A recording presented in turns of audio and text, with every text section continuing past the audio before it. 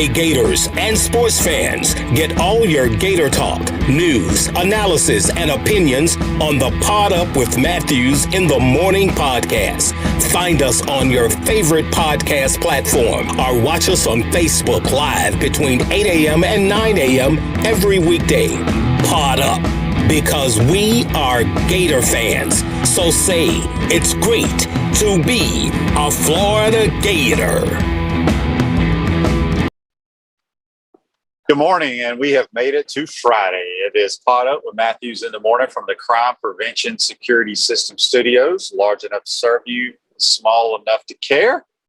And we got a good show lined up today. We're going to have JC here momentarily on the Titan More Hotline. Second portion of today's show, we continue and finish our 80s throwback with Ricky the Rocket Nattiel. So I know a lot of people have enjoyed this week with the 80s throwback. And we'll be back in full force next week because college football season is pretty much kicking off with the SEC Media Day starting on Monday. But first, let's go to the Titan More Hotline. Good morning, JC. How are you?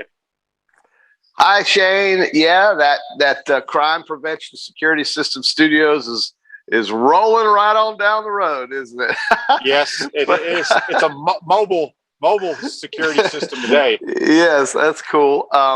Doing well, getting after this, so I'm going to go put the British Open on, or the Open, and watch what transpires today. The guys who teed off yesterday or in the afternoon session are the early morning guys today, and vice versa. And I'm really curious to see how Jordan Spieth pulls another 65 out of his hat today, as well as Louis Oosthuizen, who is looking for his second Open Championship title. He is right there as well. But the story thus far has been a guy that you've commonly picked in our Peachland Dental Picks contest, and that would be one Colin Morikawa, who is currently -9, actually finished today with a 6 under 64. It's a par 70, so he shoots a 64 and it has the lead along with this young man from South Africa named Van Tonder. His last name is Van Tonder, and he is Danny Van Tonder is his name, and he's also having a good round. I think he shot a 66 today to finish at 6 under. Oosthuizen will tee off at 10 o'clock. Spieth will tee off at 9:30 this morning, as will Brian Harman, who's really quietly been one of the better players in the majors this year that you may not keep up with. He has really played well in the big tournaments thus far this year. So I really think this will be a very fun tournament to watch on the weekend. If you like getting up in the morning and watching golf, or if you like just recording it and watching it later, this is your deal. And I think we're setting up for a pretty good race this weekend. Yeah, you look at the scores today, guys are going low. So obviously I haven't seen any this morning, but it must be the wind must not be blowing. That's right. What protects those golf courses over there is the wind, the fescue, and all that. And I was watching some yesterday, JC, and I'm gonna go out on a limb like I told you a long time ago. Bryson DeChambeau has got problems. He can't hit it anywhere near the fairway. Yeah, that is a problem. You can't be offline at that at the Royal St. George's. You cannot hit the ball out of that fescue unless you're really lucky and get a good lie. And generally, that's not going to happen unless you hit it on the walking areas where the patrons are, or where the fans are. So I agree with you. If he doesn't hit the ball in the fairways, he's really just wasting his time out there, because that's a penalty. I mean, you hit it in the fescue or in the sand trap, generally you're going to lose a stroke. He can't hit. My point is, he's trying to do the whole, I want to please the crowd because I hit it a long ways. On majority of those holes, he doesn't need to be hitting driver, is my point. And if I'm his caddy, I take his driver and I snap it over my leg and say, okay, we're going to play golf now. And we're not going to try to be a long drive champ. We're going to play golf. And that's why he will not win, I'm telling you. Well, he's also not going to win because he's too far behind. And I'm talking about he's not going to be in contention on the PGA Tour because, like I told you, there's so many guys that hit it just as far as he do, but they're under control. he is out of control. Well, he shot a 71 yesterday. I would say Phil Mickelson was more out of control yesterday than he was. Well, I didn't watch Phil play. Now Phil didn't play at all. I mean, he shot an 80. Okay. Well, he could have just had two bad holes for all I know. I'm just saying. No, he played awful. If Bryson, because he's very talented, if he wants to compete and win, I think he's got to reevaluate and trying to be this Mr. Long Drive champ. I really do. Okay.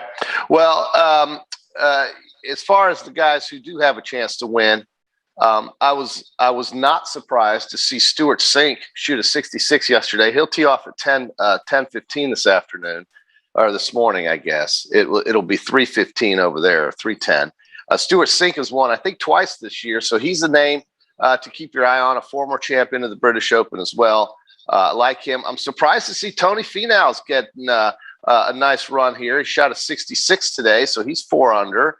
And, we'll see how the leaders from yesterday do in the afternoon. If the conditions change, that will certainly make it harder for these guys who tee off in the afternoon, without a doubt.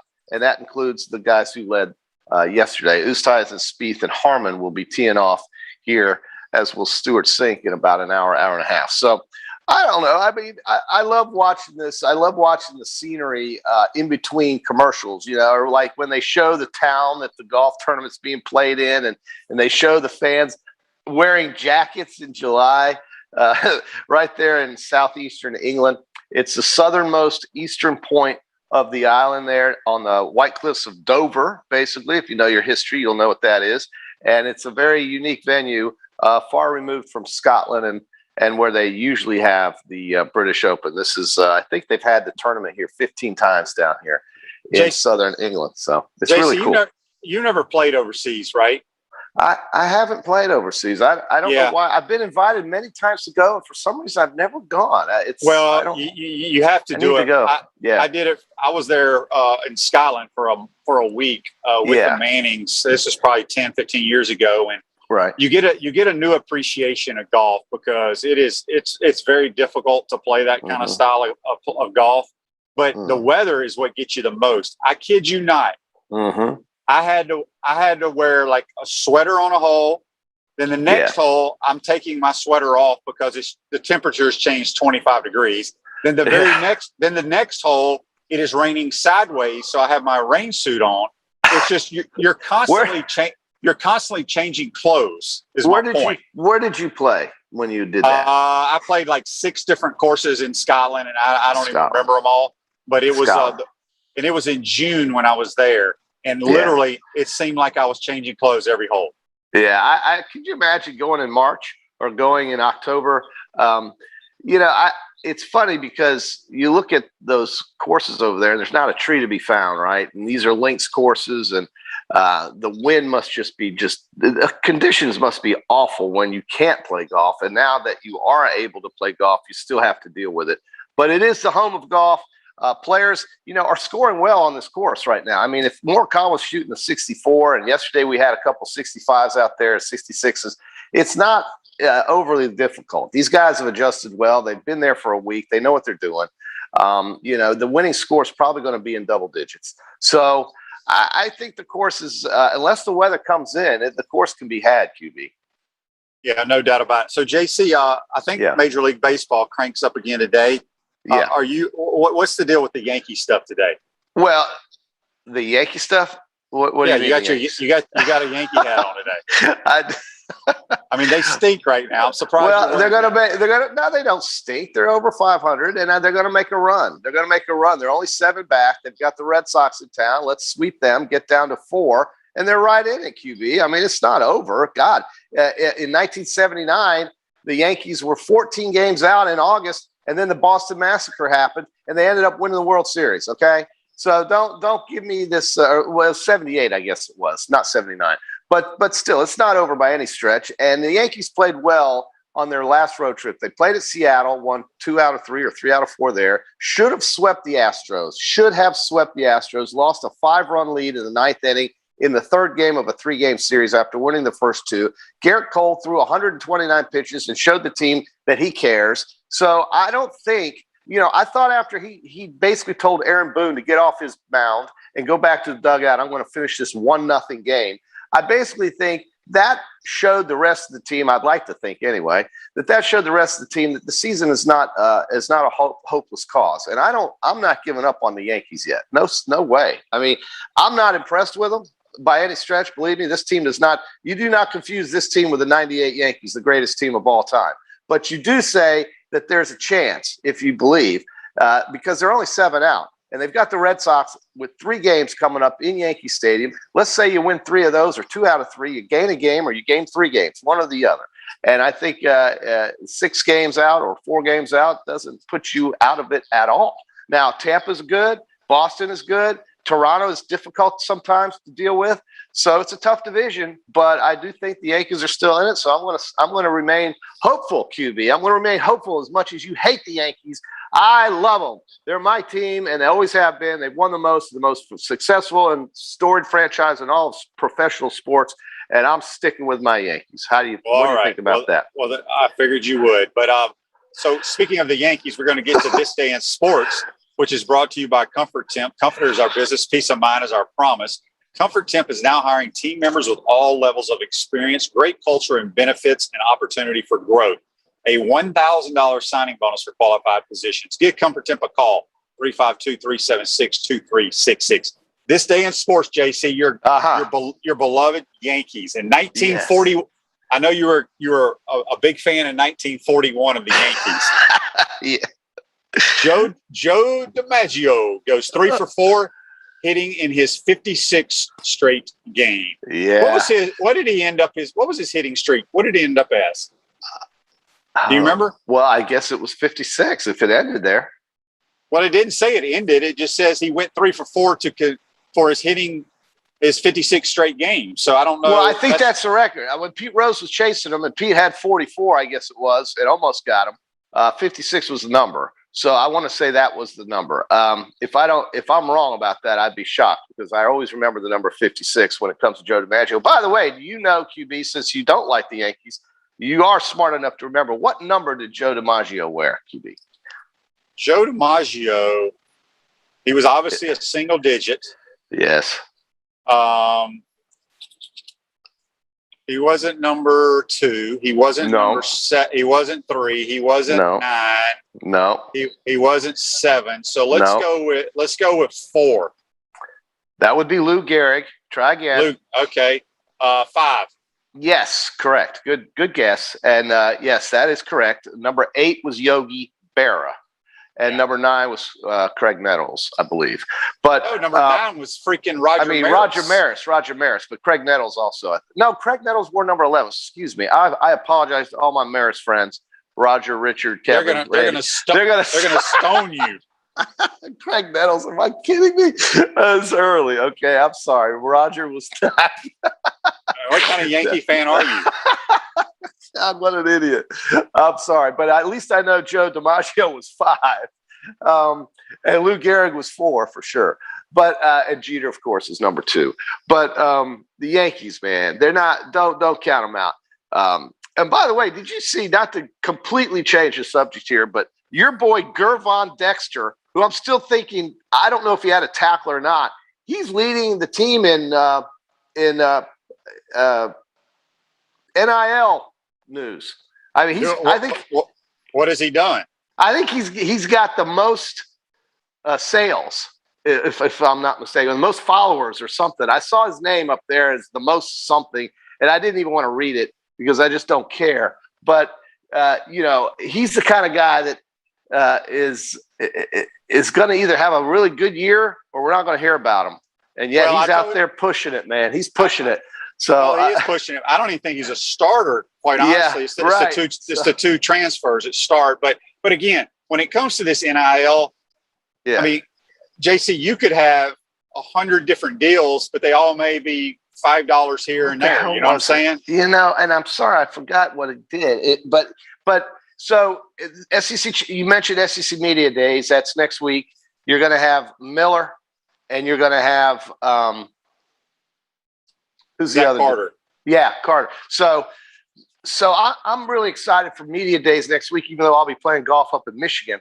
I think that, once we get to media days, then we can start really dipping into some of the things that we hear, if we hear anything, but at least talking about it and getting ready, because we'll be just over 30 days before kickoff after this media days deal is over. And then once we get out of July, we're heading right into practice in August. So, yeah, I can't wait, man. I mean, baseball and the British Open and Wimbledon and all this summer crap is great. Kind of keep you busy, but man, I'm really, really anxious to get started on football season. And you can understand why. You got Alabama coming here on September 18th. They've won so many championships. We'll see what kind of team they're going to have. See what kind of conference the SEC is going to be. Will Texas A&M ever get over the hump and beat Alabama? Will Florida be able to handle Georgia? Will Florida be able to challenge with the team that we're really unsure of right now? What kind of offense will the Gators have with the new quarterbacks and the new players they have? A couple of transfers have come in, one from Penn State, one from Clemson. That should help, I would think. Auburn. You're talking about the running back. No, the running back came from Clemson. Correct. My biggest concern is defensive line. So you mentioned that. If the kid from Auburn and Penn State don't work out, we could be in for a long year again on defense. Yeah, you're going to need that to definitely get better, no question. Yeah. Turn your car, chuck into a rolling billboard for your business or brand with an eye-catching vehicle wrap from Wrap Spot. This July, mention promo code Shane and receive 13% off your vehicle wrap. Speaking with JC on the Titan MR hotline from the Crime Prevention Security System Studios, we'll be joined by Ricky the Rocket Nattiel in our 80s flashback here momentarily. JC, speaking of media days, I had Brent Beard on yesterday, and he went through the two players that each of the 14 SEC teams are bringing to Hoover. And out of those 28 players, do you take a guess at how many of those names that I was familiar with? Out of 28. 14. No, it was 5. 5. Well, I wasn't far off. And I mean, 5 and 14 is a big difference. But my point is, usually, and I feel like I'm on top of SEC football, there's not a whole lot of star power right now in the league. And the people going to the SEC media days, I'd never heard of it. I mean, I only heard of 5 of them. Well, this is a year that you're going to find out who the new stars are. I mean, you're right. Florida lost a lot of players. Alabama lost a lot of players. Georgia lost a lot of players. But, you're going to see a new quarterback at both Florida and Alabama. You're going to see a new quarterback at Texas A&M. You're going to see what?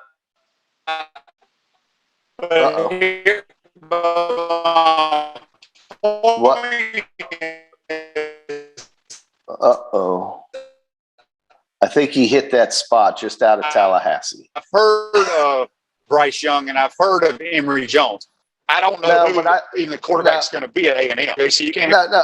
I think I heard what you said. I didn't mean that you haven't heard of them, but you haven't seen them play. They haven't played. Well, no, my point was I had never heard of them. Okay. Yeah, all right. That's my point. Not that I haven't seen them. I've never even heard these people mentioned. So it'll be interesting to see. Florida's the only team that's taken 2 defensive players.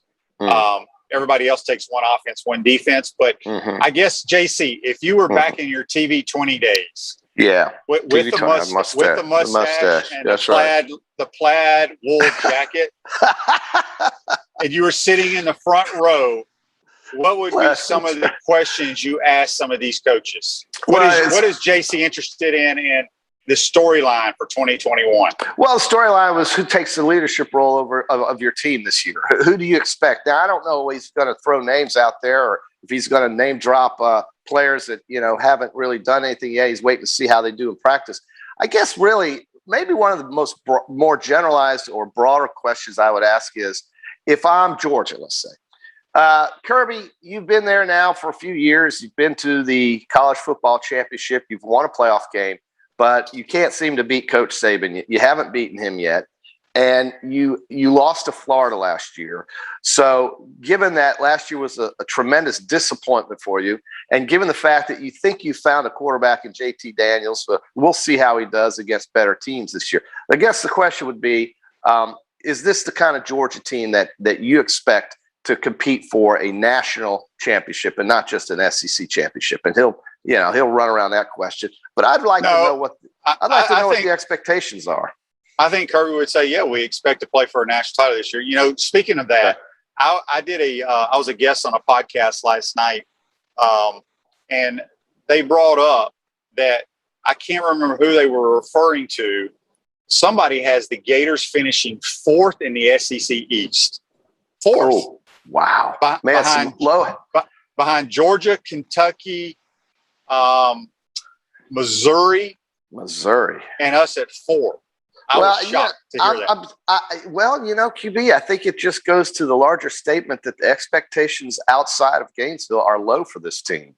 And, you know, with Phil Steele giving you a very low rating and Heather Dinich thinking you may be part of the worst division in college football, there's a lot of folks that just don't have high hopes. Now, that could work out well for Florida because you have, you know, a lot of upside in that scenario in terms of expectations. But I know Florida's going to play football expecting to win every game. That's how Florida should play.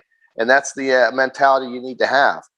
So I think the expectation level here throughout the football world or college football world is rather low for the University of Florida. And it's only because nobody knows who these guys are or how they're able to perform and what kind of defense this team is going to have because of how poor it was last year. And it was.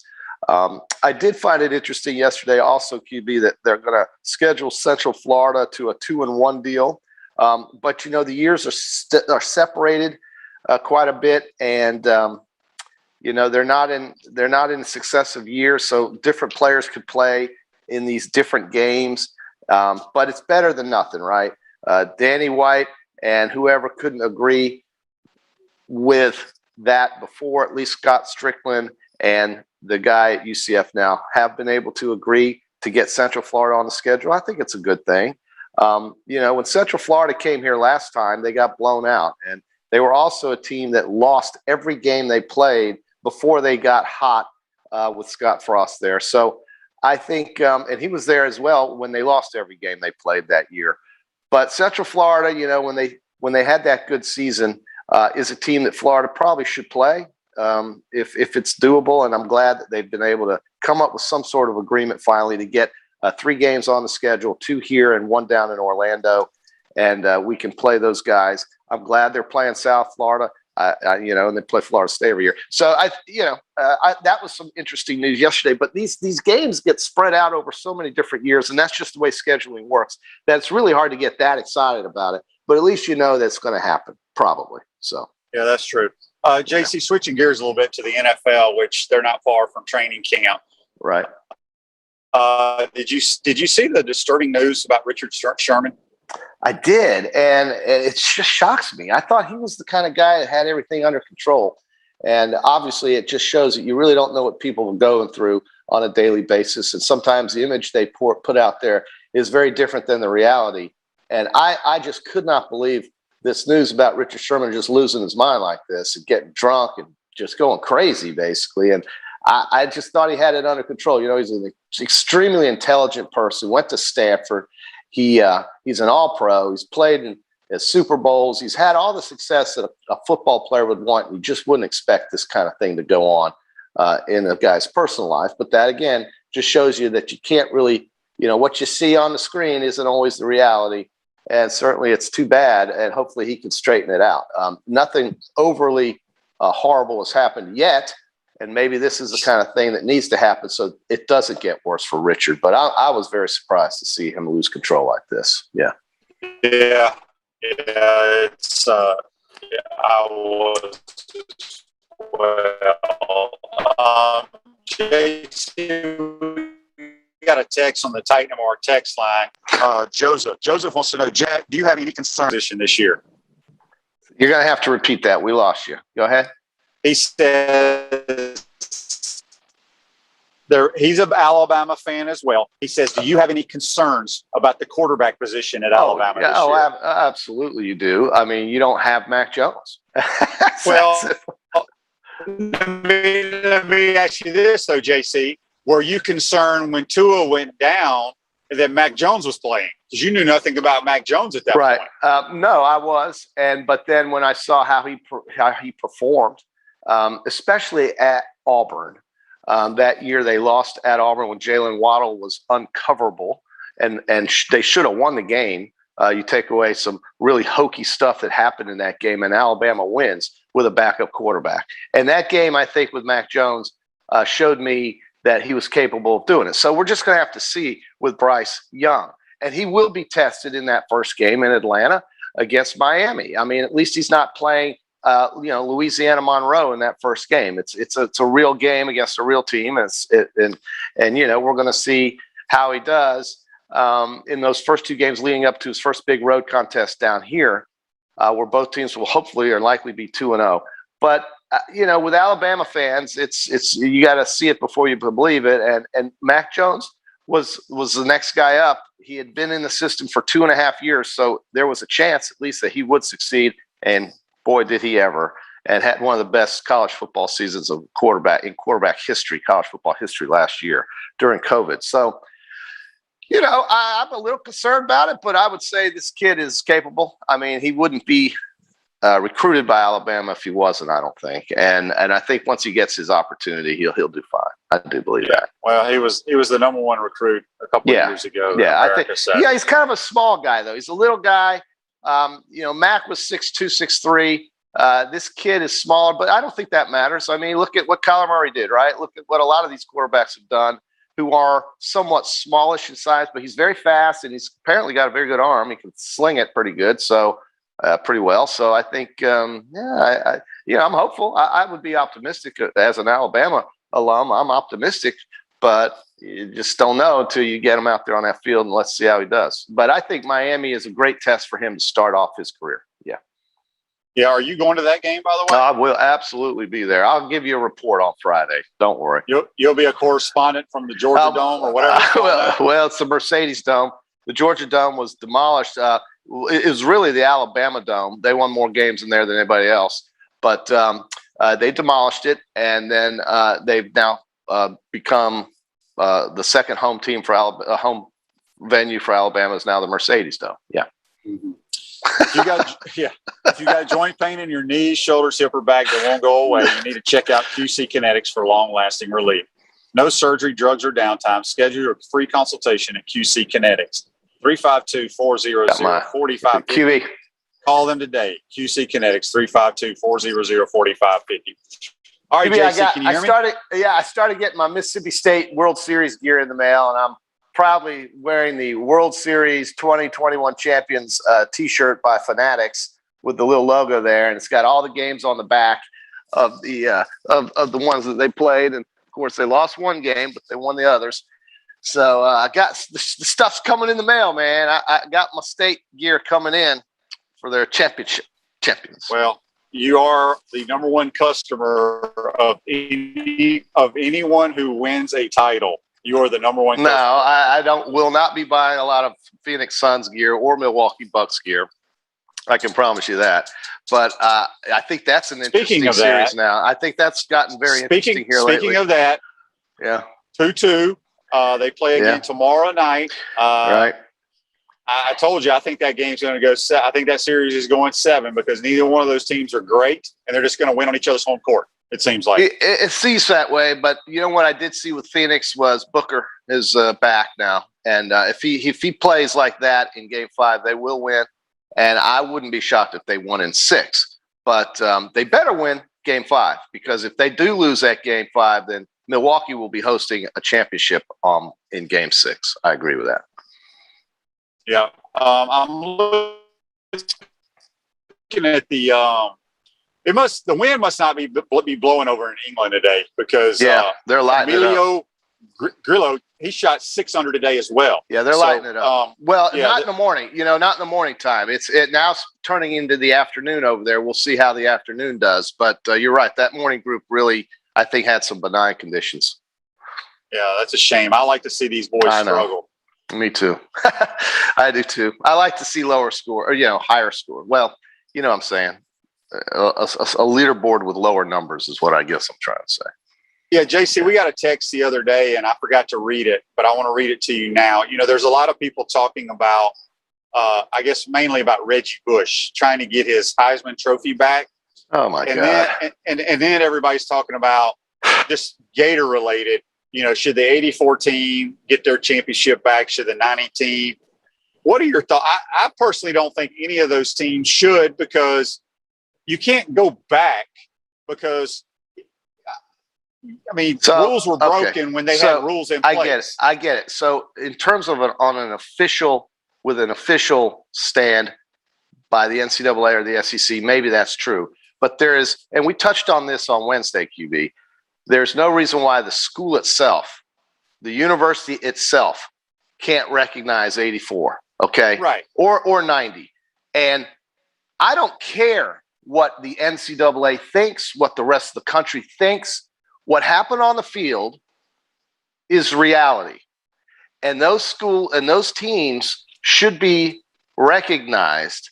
And somebody over there, 6 miles east of me, should recognize them, because they were real teams wearing the University of Florida's uniform. And the school sold tickets to those games. Those games counted. Let's recognize the 84 champions and the 90 champions as champions at the University of Florida.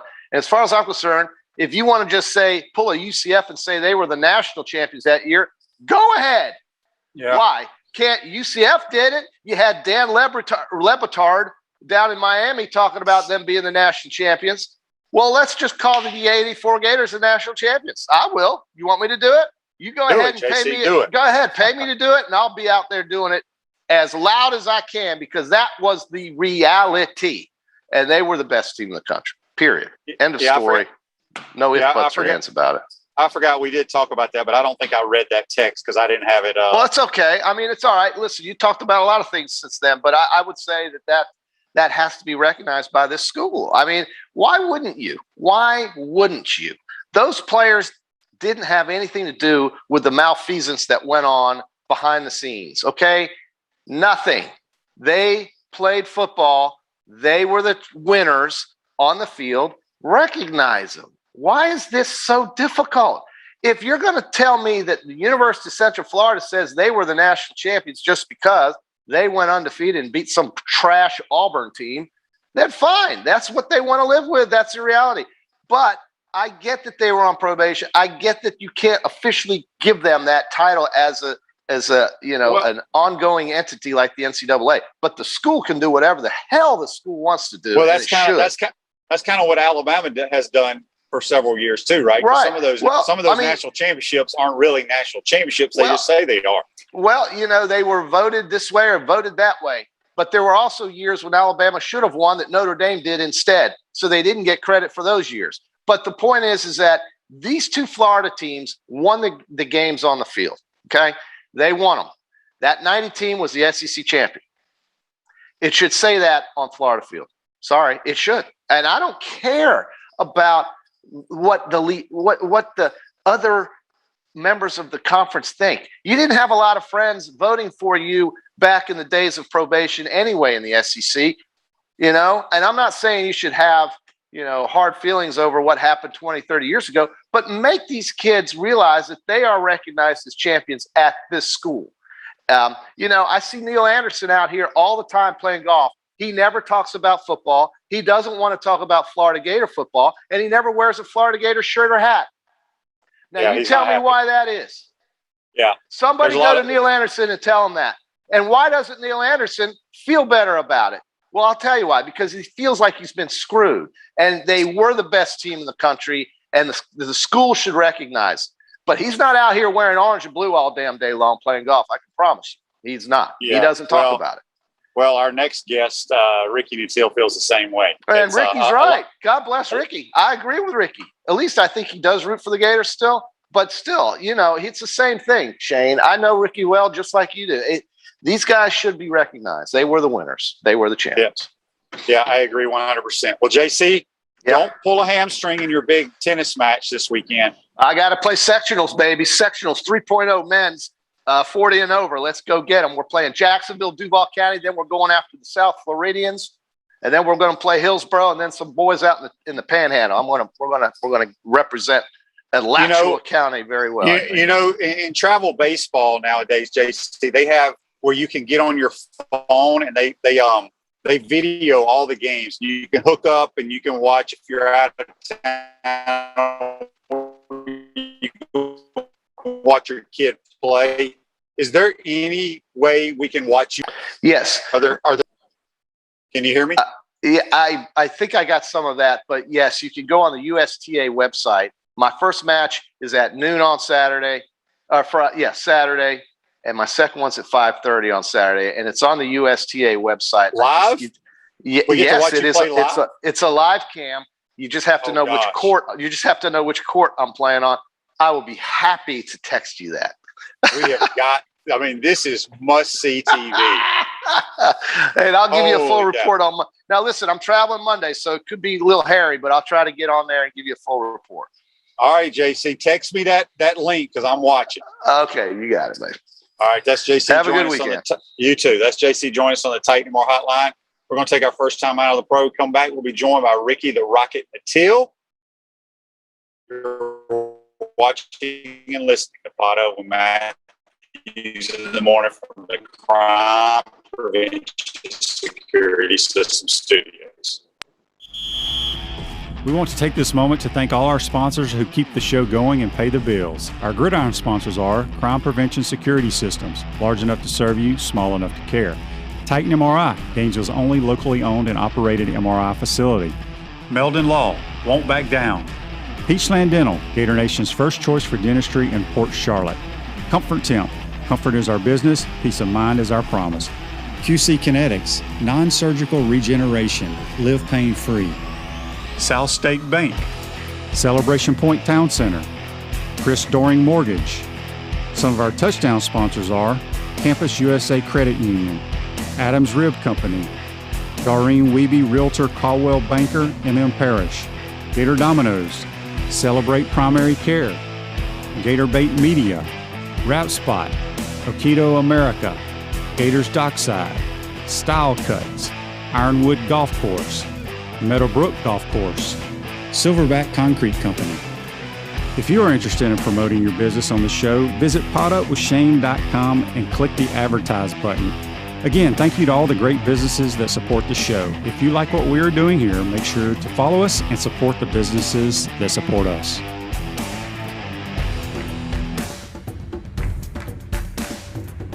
We're looking for all type of restaurant people, managers, servers, bartenders, hosts, cooks, dishwashers, bussers. If you think you're good in the restaurant business, then give us a call. Spurrier's Gridiron Grill job fair is open now. All you have to do is go to spurriersdraft.com and fill out an application. We're looking for the good team members, and we're looking for people with a wonderful attitude that can make Spurrier's Gridiron Grill the best we can possibly be. To apply, go to spurriersdraft.com. We're going to go back to the Titan MRI hotline, and we're joined now by UF Hall of Famer and former Denver Bronco, Ricky the Rocket Nattiel. Ricky, welcome to the program. How are you, my man? I'm good, quarterback. How are you, sir? Doing well. Ricky, we got a lot of things here. I got some texts for you. Some people knew that you were going to be on the program today. But first... Sounds like he just woke up. He probably did. But first, I want to talk a little bit about your Gator career. I don't think a lot of people, even myself included... So I was trying to look at some things that Ricky. Did you know Ricky was recruited as a defensive back? He didn't tell me that. I should have asked him. Well, you didn't have to ask him that, and I don't think anybody realizes that because you were going to be a defensive back, but then I believe Dwayne Dixon, former Gator football coach, was injured or was not feeling well or something, so they inserted you as a wide receiver. Is that correct? There's a little truth to that, but not quite. Actually, so I was actually recruited as a defensive back to Florida State. I was actually told by their recruiter that they were loaded at receiver. They didn't need another receiver. And of course, me kind of took that kind of personal. That's probably why I had my best games against the Seminoles. But no, actually, Mike Shanahan, I played quarterback in high school. We ran the veer option. Of course, I knew I couldn't throw the ball very well. But I knew I wanted to be on the offensive side of the ball. And at that time, running back, I didn't want to play that left receiver. So Mike Shanahan recruited me as a receiver. And I guess the rest is history from there. Actually, Dwayne Dixon was one of my mentors. So we were actually roommates my freshman year. So I had a great mentor in Dixon. So I got my first start when he got hurt. Is what the true story is. Gotcha. Against Yeah. He got injured. I was a backup, and that's when I got my first start as a receiver. Ricky, it's the Peacock. We've got, let's see, the early 80s watching you. I only got to watch you play. I went away to school, so I only got to watch you when the game was on network television. And I'll never forget a play where Kerwin hit you on, I guess it was a sideline route, a go pattern, something like that, down the field against, I think it was Auburn, or it could have been Georgia. It was when you guys played Auburn and Georgia back-to-back. And I'll never forget the joy I had seeing Florida finally beat Georgia and coming off that Auburn win. And you and Kerwin, I thought, were the two players that were highly responsible for getting that program back on track after losing so many times in heartbreaking fashion to those schools. Can you recall some of those, some of your favorite plays or some of your favorite days as a Gator in the early 80s playing with Kerwin Bell? We had him on yesterday. Well, there's no question. Like I said, back then, that's when, we played Miami, Auburn, Georgia. We played all the tough teams. But the Auburn, Georgia, those are always the big rivals. Those are always the ones you really get up for. And I got to admit, looking back on it, as you have time to reflect, now that I'm getting older, you look back on some of those games. And like I said, the Auburn games, they think they were beating us like 17-0, and we came back and won 18-17 on that one. Yeah. And of course, the Georgia series, they were always killing us then. I hit the 96-yard. That was the play. It was the 96-yard. The great thing about that play was I caught it right in front of Vince Dooley. On the sideline. Yeah, right in front of the bench. So that was kind of one that put the nail in the coffin. So those were definitely some of the highlights for sure. We're speaking with Ricky Nattiel from the Crime Prevention Security System Studios on the Titan MRI hotline. Ricky, when you were part of two teams, I guess 84 and 85, that had just tremendous talent up and down the roster, and obviously we all know the reasons why they're not acknowledged as SEC champs and things of that nature. Does that bother you a little bit? Because I know I was part of the 90 team, and at one time, they had we couldn't be called champions, but it was up in the stadium. They made them take all that stuff down. Does that kind of bother you a little bit that I don't think the Gator Nation really acknowledges that 84 and 85 team? Great team. No, it doesn't bother me. It pisses me off. Oh. To put it bluntly, excuse my French, because like I said, you're entitled to put whatever you want up in your stadium, because we went out there and we won it on the field, where it counts in 84, and just put it up in the stadium. And I think that's a big reason why a lot of the guys from the 80s kind of feel a little bitter. You don't see them around as much because they feel irrelevant. And we're the one that actually put Florida football on the map, believe it or not. I'll put our 84 team up against any team that ever came through Florida, period, bar none. We had first-round running backs, offensive linemen. We had everything, defense. We were a really good football team. To not get acknowledged, of course it hurts. But, I guess time heals all wounds. But well, that 84 offensive line, I agree with you, Ricky, even though I wasn't here. I'll never forget how good it was. And, if you had been able to play, I guess it was BYU that they gave the championship to, who struggled against Michigan. If you guys had the chance to play BYU, say, in a college football playoff type of scenario, you would have won by 4 touchdowns. So, easily. I mean, there's just no contest. And it is a shame that a lot of folks have forgotten those teams, but I haven't. And a lot of old Gators haven't. We just had Buddy Martin on, and I tell you, he could probably talk about an hour on that 84-85 group, because those guys were amazing. Yeah, it was good. Like I said, it was good times. We had a lot of good talent, and it was, like I said, time heals all wounds. But we know what we did. We know what we did. And it is what it is. Ricky, before we move kind of towards your pro career and talking about the Super Bowl and stuff, last thing about being a Gator. Talking about the Gators too. I think you had 18 career touchdowns as a Florida Gator. Would you love to be playing today's football? Because a lot of dudes are catching 18 touchdowns in 1 year. It's crazy. And talk a little bit about, I know you go to practice a little bit here and there. What kind of pro you think Van Jefferson may be? Van Jefferson may be one of the best route runners I've ever seen. Like I said, I've been to practices, and it's one of those guys, as soon as you see him line up, you're like, okay, this dude looks the part. But when you see him run routes, I mean, he's sharp, he's crisp.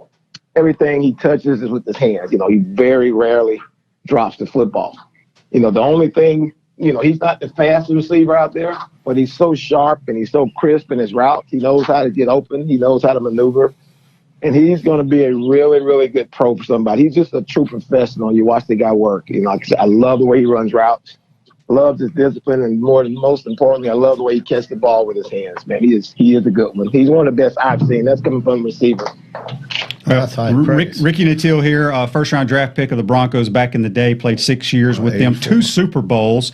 We had someone send us a text wanting to know what I think I know the answer to this, but what was your highlight, I guess you could say, of being a Denver Bronco, or the one play that stands out the most as a Denver Bronco? Well, obviously, it was the one play of Super Bowl 22, first play of the game. Yep. Yeah, where I caught the 56-yard touchdown, but unfortunately, it was our only touchdown of the game. Yeah. We ended up getting blown out from there, but still, you know, it was a great experience. You know, at the time, I was the youngest player to score a touchdown. It was the fastest touchdown scored. You know, it was a great highlight. It's one of those things that you always cherish, but obviously, you know, the bigger reward would have been winning the Super Bowl, and I could have cared less about scoring a touchdown had we won the game, obviously. When you look back at your career playing with John Elway, Hall of Fame quarterback, they always talk about what a great arm and how hard he threw the football. Was it difficult to catch his ball? Actually, it was. When I first got out there, after I got drafted, you go out there just to, meet the team, start just off-season workouts, and I was just playing catch with him for the first time. Just standing there kind of relaxed, chilling, and he threw me one of those zippers in there, and sure enough, I broke my pinky. Oh.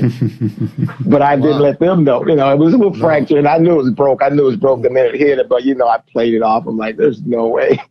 I won't let them know. I think I just broke my finger. What was it like with Vance and Mark Jackson, Vance? The Three Amigos. Three Amigos. They gave you this moniker. Yeah, the Three Amigos. Tell us about those guys. Hey, those guys, they were a lot of fun because, like I said, when I played, it was more speed than size. Now these guys 6'4", 6'3", 6'4". Yeah, back then, my playing weight was 183 pounds, but we were running, 4.2s, 4.3s, so back then it was more speed and quickness. And those guys, they were, like I said, they were both there before I got there. But so we were all, similar stature, similar speed, different personalities, but when we put it all together, we made a great mix. And not sure how the name the Three Amigos came up in one of those deals where. Well, did you do car commercials? Did you do car commercials with sombreros on? we did Taco Bell commercials. There you go. I'm going to remember that when we go play. I'm going to bring them a taco. So, Ricky, when you look at this Super Bowl, and I'm trying to remember, I know Mike Shanahan wasn't the head coach with the Broncos, but I want to say he was a offensive coordinator or receiver coach when you were out there. He was the offensive coordinator. My rookie. Was Kyle even born back then?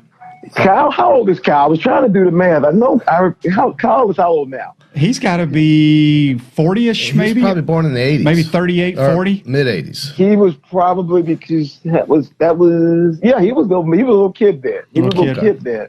Yeah, he had to be born then because Super Bowl 22 was my rookie year, which was 88. So, 87, 88. So I think he had to be at least born then. Okay. But it's kind of weird how that goes back. I was playing for his dad now in the Super Bowl. Now he's coaching one. I mean, how weird is that? So I guess it was in his blood. Yeah. Speaking of the Super Bowl, who you like in this game?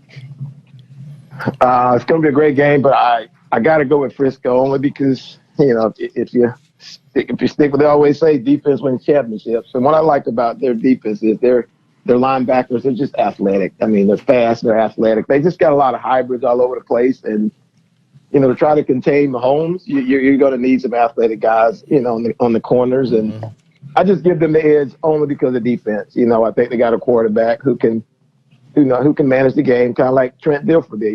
He just managed the game, let defense win the game for him. Try not to make a lot of mistakes because he doesn't have to make the extra play that Mahomes probably will have to make, the scramble plays. He just got to, like I said, manage the game, try not to turn the ball over, and they got a good running game, and leave the rest to his defense. So only because of that, I'll give San Francisco the edge in a close game. Not sure what the score is going to be, probably in the high 20s, maybe, high 20s, low 30s. Ricky, real quick before we let you go, Lamar wants to know what your true golf handicap is on Facebook Live. Lamar wants to know what your true golf handicap is. I'll have to go and look on my grid. I think I mean, I didn't renew my gear yet, so it's not updated. I gotta renew my gear. But if I had to guesstimate, probably 5.6, give or take. Okay. Ricky, we got before we let you go here, we got Ricky's a very good golfer. Very good player. We got a text here on the Titan MRI text line from Wayne. He says, "Could you ask Ricky in his prime, could he beat Tyreek Hill in a race?" Oh, that guy, no. My best was 4.29. I think that guy's running low 4.2. So I would have to say no to that. He can run, can he? Yes, he can fly. Kid can fly. Amazing. So I would have to say no to that one. I mean, that would be a pretty good race. That would. Probably the first 30 yards. Be a good race. Well, let's just say a 40-yard dash. Well, one thing I will be able to say is that when Tyreek's in his 50s, he won't be toting around a 5.6 on the gym. I bet Tyreek can't swing a golf club. Or putt. So you got him there, Rick. So hey, and that's the beauty of golf. Even when you're 60, you can still play. That's right. All right, Ricky, we appreciate you joining the program, my man. Have a good day. Take care. We'll talk to you soon. All right, guys. That's Ricky, the Rocket Nattiel. Join us on the Titan MRI text line. We want to take this moment to thank all our sponsors who keep the show going and pay the bills. Our gridiron sponsors are Crime Prevention Security Systems, large enough to serve you, small enough to care. Titan MRI, Gainesville's only locally owned and operated MRI facility. Meldon Law, won't back down. Peachland Dental, Gator Nation's first choice for dentistry in Port Charlotte. Comfort Temp, comfort is our business, peace of mind is our promise. QC Kinetics, non-surgical regeneration, live pain-free. South State Bank, Celebration Point Town Center, Chris Doring Mortgage. Some of our touchdown sponsors are Big Mills Cheesesteaks, MB Listing, Cornerstone Financial, McDonald's of Gainesville, My IT Masters, Gainesville Neon and Signs, 84 Lumber, Tropical Smoothie Cafe, Chick-fil-A on Archer Road, Avra and Smith, Dowling Signs, Chomp Carter Apparel, Ruse Ogra Agent, State Farm Insurance, Silver Cube Billiards and Sports Bar. If you are interested in promoting your business on the show, visit potupwithshane.com and click the Advertise button. Again, thank you to all the great businesses that support the show. If you like what we are doing here, make sure to follow us and support the businesses that support us. We're looking for all type of restaurant people, managers, servers, bartenders, hosts, cooks, dishwashers, bussers. If you think you're good in the restaurant business, then give us a call. Spurrier's Gridiron Grill job fair is open now. All you have to do is go to spurriersdraft.com and fill out an application. We're looking for the good team members, and we're looking for people with a wonderful attitude that can make Spurrier's Gridiron Grill the best we can possibly be. To apply, go to spurriersdraft.com. Trying to get the fans fired up. 2nd down and 10. Matthews rolling to his right, in trouble, can't find anyone. Now he throws it for Harrison Houston, who makes the catch. He's in the open field. Harrison to the 20. They're not going to catch him. Touchdown, Gators.